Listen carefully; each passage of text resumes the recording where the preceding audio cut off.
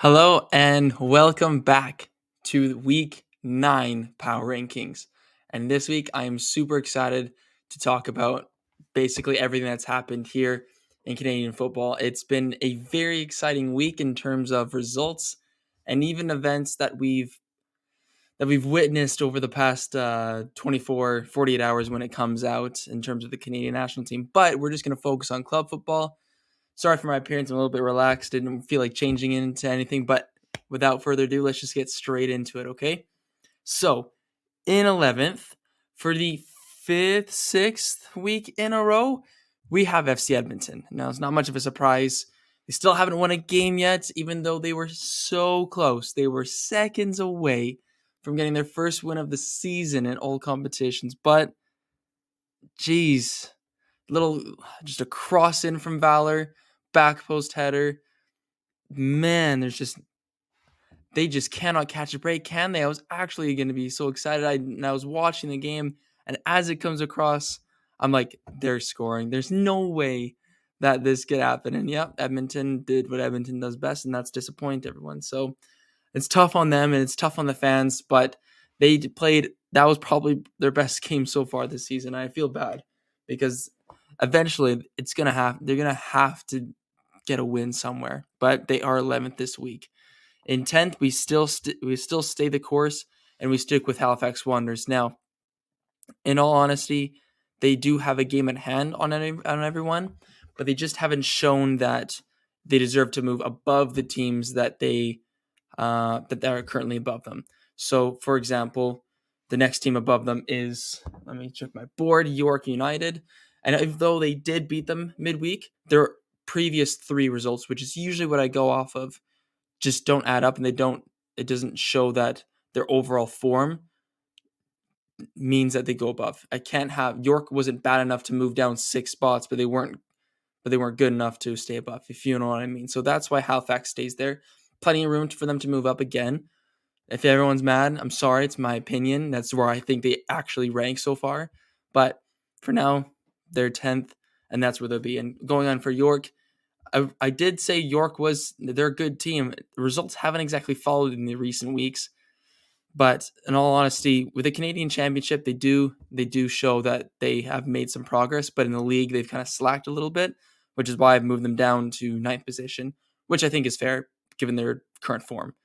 But expect that to change. Martin Nash isn't going to just allow things to persist as they are. He's going to change some things up, and they're going to move up the table shortly soon. The table's still very close, remember? So plenty of room for teams to get back up to the top of it. And just above them is Valor, another team that's underperforming. I mean, the way that they played against Edmonton, they scraped a draw against the worst team in the league that hasn't even won a game yet. They were seconds away from losing against the worst team in Canada. So it's kind of hard to really give Valor any slack, and I think that's why they moved down the positions that they do. But in all honesty, it could be a lot worse for Valor, but it also could be a lot better tying late at home. Obviously, it's great entertainment value, but at the same time, for a Valor coach, geez, like, you got to get something together. But again, I'll say this for almost every team. I expect them to move up. Whether they do or not is obviously up to them, but that's where I have Valor in the 8th position. 7th, I have moving up a couple positions is Toronto. Now, you might think, hey, they deserve a little bit more credit, but in all honesty, it's CPL teams that they've mostly been playing against. Since last week, they haven't played an MLS game, so I can't count that, but they have beaten Forge on penalties in order to move up. So I do think that winning a trophy means that you become a more solid team. You definitely get that camaraderie with everyone, being on a team myself and winning things. So honestly, I think they deserve to move up to 7th. They've been getting better and better, and this whole rebuild that they were trying to do is slowly but surely making its way, and it's making an impact on them as a whole. So 7th is what they deserve. And 6th, I have the Vancouver Whitecaps. Now, again, fantastic form. Cavallini has been great for them, and I expect big things from them coming up. At this rate, they'll make the playoffs for sure. It's very tight in the Western Conference, so and it's very realistic for Vancouver to make the playoffs and to just kick on with this form that they're having.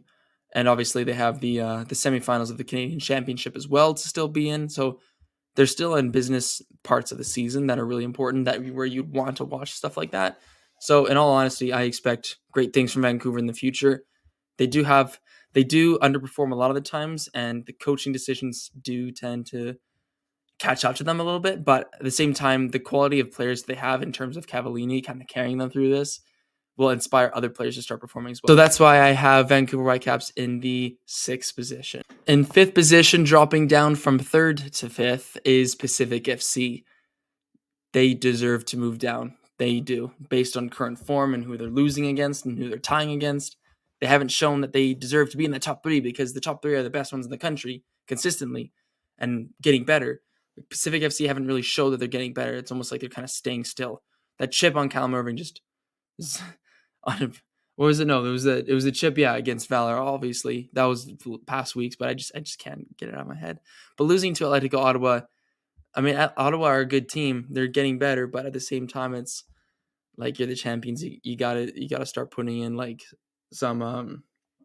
You gotta start getting some consistency back in your performances. You started off great. You're way ahead of everyone, but then you forgot. Oh, hey, teams have games at hand on us, and so you've slowly seen Atletico Ottawa. Now they're only 1 point away with a game at hand. I believe it's a game at hand. Let me check really quick. Just refresh my memory. Yeah, so they do have a game at hand, which means they could go 2 points ahead and actually be leading the league for the first time in Atletico Ottawa's history, I believe. And then you have other teams right below them, like Cavalry and Forge, who could easily tie them in points and get ahead of them in points with just a couple games. So Pacific have created this large lead, and now it's being whittled away by the teams below them and by their poor form. So that's why you're seeing them slide down in the power rankings. And in 4th, strong team for sure is Forge. Now it's tough. They do deserve, I think, to also be in the 3rd position. But tying Toronto is tough, and they did beat Edmonton, which they almost lost to 2 against, which obviously harmed Valor FC's ranking, which I think should hurt Forge's as well to be even. Forge should be smashing teams like Edmonton. They should be just showing them who's boss. But at the same time, Edmonton was able to almost win that game as well. So it's a little tough to give Forge 3rd spot. But honestly, with their form, getting some players back, getting their legs moving again, it's showing that this Forge team is great on their day. And we can't forget that. Even though they've had a rough start, we all know it just takes some time to warm up. And they're just one of the best teams that you could watch here in this Premier League. But so watch out for Forge. They could move up next week. And back into our top 3 for week 9, we have in 3rd, Atletico Ottawa, who are just making their debut, showing here, I think, all time since I started this last season. I think this is the first time they've ever made it into the top 3. And with an expansion team, it's always hard to gauge where they are, but Atletico Ottawa are putting in some solid performances. Little rough start. Obviously, they beat Cavalry, but rough start in terms of overall performance. There's that smashing against Valor FC, which doesn't help things, but they've shown they still have a negative goal difference, but they're still showing that they can grind out results, especially against Pacific. They fought tooth and nail for that win, and they needed to fight tooth and nail to beat Pacific FC. So props to Atletico Ottawa for continuing to just get better and better as the season moves on and potentially claim top spot in the league for the first time ever. Honestly, props to Atletico, and I'll continue to watch them as they're owned by Atletico Madrid over in Europe. So, I mean, they're going to have some good players. They're going to have a good technical system. Probably should be the best team in the next coming years, depending on how much investment they do get from Europe. But that's why I have them in 3rd. In 2nd, I have my boys, Cavalry FC. Now, they didn't play this match week. They didn't play. But I don't think Atletico Ottawa has done enough in order to actually move ahead. Cavalry FC have shown that they've been consistent, and there's nothing that's stopped that from happening. I wholeheartedly believe, and you can call it cavalry bias or whatever it is, but I truly believe that they deserve to stay where they are just because they've been so consistent recently, and other teams have been kind of flippy-floppy in the Canadian Championship and in the CPL. So I think that they deserve just to stay there at least one more week. If the result on the weekend goes wrong, then obviously they move down, but I think they deserve to stay there along with Club de Football Montreal, who deserve that top spot. Again, they didn't play, but who's better in Canada right now? Honestly, if you can tell me who, I'm more than happy to, because I haven't heard of them. Montreal is this country's best thing to do. So honestly, I don't see them ever giving up the spot for the entire season, for that matter. It obviously could happen if they suffer a bad run of form, but which happens to any team. But at the moment, they're your top spot, and they are again the kings of the power rankings. Even last season, they were fantastic, and it's kind of boring. But for those of you out there that are Montreal fans, congratulations again for being first on my power rankings. But let me know. Obviously, you're going to disagree in some parts, and that's why it's great to have a league like this. But yeah, let me know what you guys think. Like and subscribe, and I'll see you guys next time. Peace.